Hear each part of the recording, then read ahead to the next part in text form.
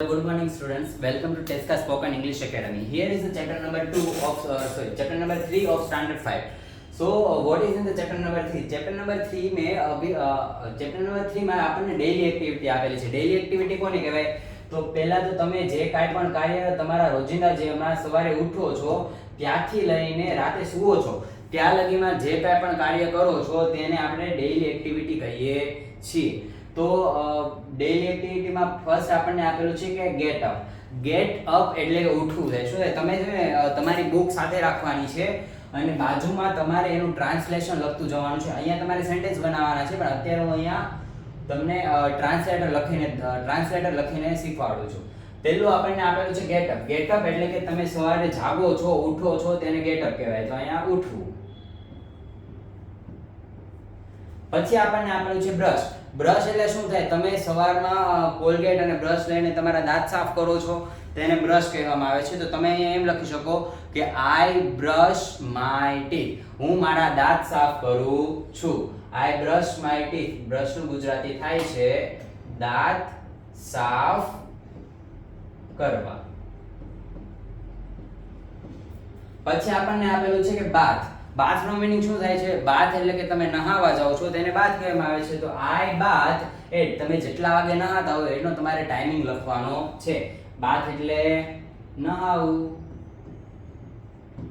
પછી આપણને આપેલું છે ગેટ રેડી. તમે નાઈને તમે કપડાં પહેરો છો, તમારા વાળમાં તેલ નાખો છો, નખ કાપો છો, સોક્સ પહેરો છો, પરફેક્ટ સ્કૂલ માટે તૈયાર થાવ છો તો એને ગેટ રેડી કહેવાય છે કે તૈયાર થવું. તો ગેટ રેડી એટલે તૈયાર થવું.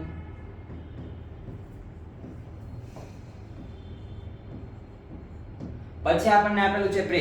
હવે સવારમાં ઉઠીને આપણે બધા કાં તો મંદિરે જતા હોઈએ દાદા દાદી સાથે, કે ભગવાનનો આપણે ઘરેથી નીકળીએ ત્યારે ભગવાનને યાદ કરીને નીકળતા હોઈએ કે ભગવાનના દર્શન કરીને નીકળતા હોઈએ તો એને પ્રે કહેવામાં આવે છે. પ્રે એટલે કે પ્રાર્થના કરવી.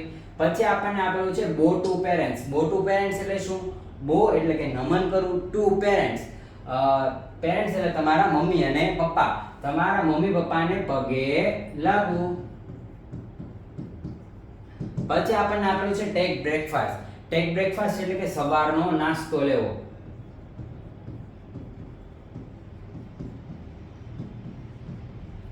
પછી આપણને આપેલું છે go to school. Go to school નો મીનિંગ શું થાય છે? કે તમે સવારે ઉઠીને નાઈ ધોઈને તૈયાર થઈને સ્કૂલે ભણવા જાઓ છો તેને ગો ટુ સ્કૂલ કહેવાય છે. I go to school at 10.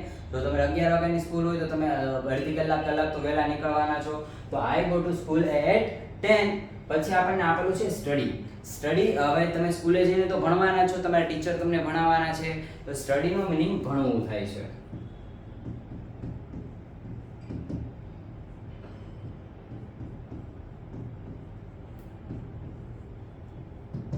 પછી ગેટ રિસેસ. ગેટ રિસેસ તમે ભણતા હોય છો ત્યારે તમને વચ્ચે જે 15 થી 20 મિનિટનો બ્રેક મળે છે તેને રિસેસ કહેવાય છે. તો મને રિસેસ મળે છે, મને આટલા વાગે રિસેસ મળે છે. I get recess at 2:30. મને 2:30 વાગ્યે રિસેસ મળે છે. ગેટ રિસેસ એટલે કે બ્રેક અથવા તો ફ્રી ટાઈમ.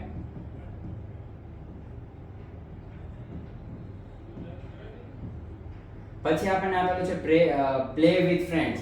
હવે તમે તમારા મિત્રો સાથે ત્યારે રમો છો, રમત કરો છો, મસ્તી કરો છો, બહુ જ વાતો કરો છો એને પ્લે વિથ ફ્રેન્ડ્સ કહેવાય એટલે કે રમવું.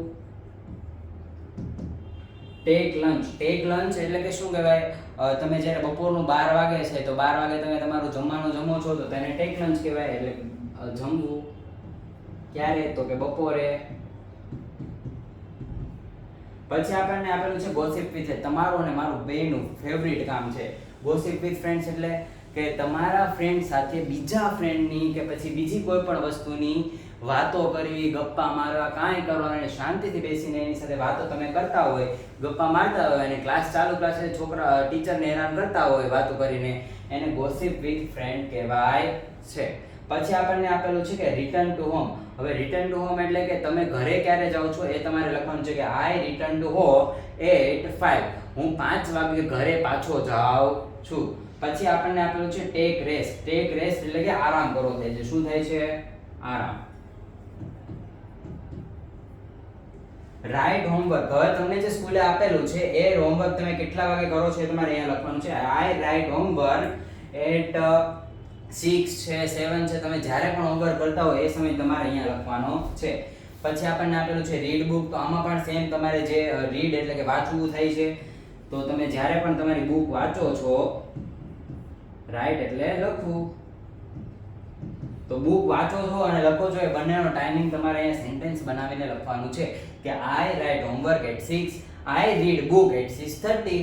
પછી આપણને આપેલું છે ગો ટુ ટ્યુશન. હવે અમુક સ્ટુડન્ટ્સ ટ્યુશન પણ જતા હોય છે કે પેઇન્ટિંગના સ્ટુડન્ટ પેઇન્ટિંગના ક્લાસીસમાં જતા હોય, સ્વિમિંગના ક્લાસીસમાં જતા હોય કે સ્કૂલના જ મતલબ કોચિંગ ક્લાસીસમાં જતા હોય છે, ઇંગ્લિશ શીખવા માટે જતા હોય છે.